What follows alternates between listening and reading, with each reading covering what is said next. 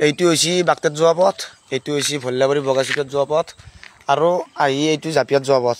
এই জাপিয়াত যোৱা পথটোৰ ট্ৰেন্সফৰ্মাৰটোত যে এই লতাবোৰ বগাই আছে, লাইনমেনে কিয় গুৰুত্ব নিদিয়ে বীৰেন দাসে?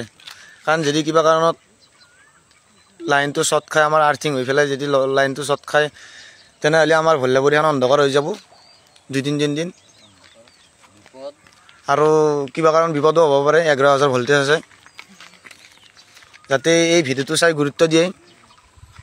কিন্তু পইচা কিন্তু ডেইলি হাত বেয়া হয়। যেতিয়া লাইনৰ বিল যেতিয়া 2,000-3,000 হ'ব, তেতিয়া মানে জংঘল চাফা কৰিব খুজিছিলোঁ। যদি মৰো কিবা কাৰণ মৃত্যু যদি হয়, ৰিক্সটো ল'ব নোৱাৰে। সেইকাৰণে আমি চাফা কৰিব খুজিছিলোঁ আমাৰ যোগেন দাই, কিন্তু সেইকাৰণে আমি চাফা কৰা নাই। তথাপিও আমি ভিডিঅ'টো বনাই অনুৰোধ কৰিছোঁ আমাৰ বীৰেন দাসক, অতি সোনকালে আহি পেলাই আমাৰ জংঘলখিনি চাফা কৰি দে।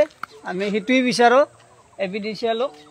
কাৰণ এই লতা খেন্তিৰ কাৰণে চবৰে বিপদ হ'ব পাৰে। কাৰণ কি, যদি ট্ৰেন্সফৰ্মাৰটোত গোটাই লতা খেন্তি মেৰাই লয়, বহুত বিপদ আহি যাব। পিছত জ্বলি তলি যাই পেলাই গোটেই গাঁওখনেই অন্ধকাৰ হ'ব। অন্ধকাৰটো হকে মানুহৰ ক্ষতি হ'ব।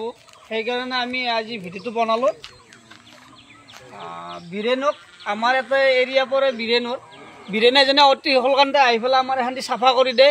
সেইকাৰণে আমি অনুৰোধ কৰিলোঁ বীৰেনক।